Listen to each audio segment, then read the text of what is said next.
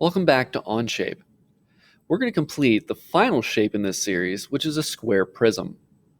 We're going to do this one a little bit different to understand more of what's going on with these shapes and some of the terminology that we'll be using. I want to go to Create and Document. And we're going to call this one Square Prism. And OK. This part of the process you should be familiar with. So I'm going to create a sketch, and again I'll select the top view. I'm going to go to my top view on the view cube to get a better picture. And now I'm going to select my tool. Now we have not tried any of the drop-down menus beside our tools yet. I'm going to try the drop-down beside the square tool, and I say I can do a center point rectangle. Let's try that one. I'll start at the center, and I am able to create my rectangle from there. That way I know it's centered on that point.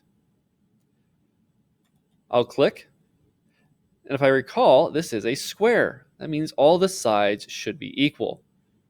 I want to choose my dimension tool. I'm going to measure from the bottom to the top. I want to make this an even inch. So I'll type 1 and enter. I want to do the same from side to side. And I want to type 1 and enter. From here, I normally check the green check mark. I would go to my isometric view, and then I would extrude upward. And for this situation, we would extrude 1 inch after selecting the sketch. And this would give us our shape. For this prism, it would be 2 inches. Now I can select the green check mark, and I have a square prism. Whenever we extrude upward and we add material, we call this an additive extrusion or an additive method. For all the assignments we've done so far, these have all been additive methods. But this is not the only way that we can create a model. If I want to remove this model or to edit it, I can come over here to my Features window, and I'm going to select Extrude and press the Delete key, and it removes my extrusion. Now I'm going to go into Sketch, and I'm going to edit this sketch. I can right-click and choose Edit. And I'll go back to my top view. Now we've already seen one way to create this sketch. I'm going to change this up a little bit. I'm going to take our dimensions and now make our square 2 inches by 2 inches and select the green check.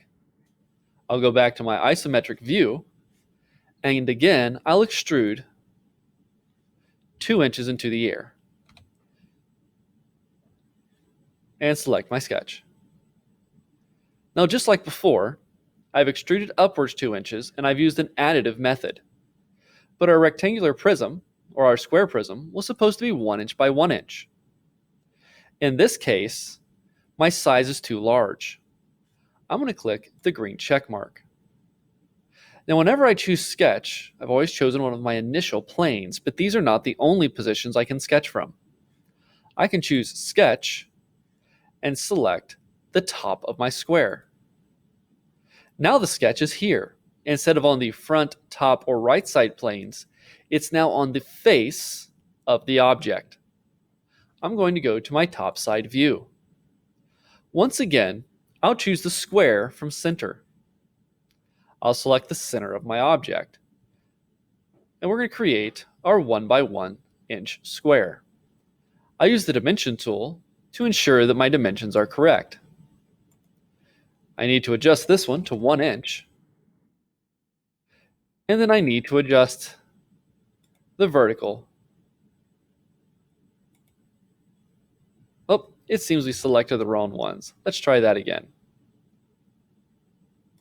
We need to go from side to side and then down and adjust this one to 1 inch. We now have a square. I'm going to complete my sketch and return to my isometric view. Here I see the sketch is now on top of my cube.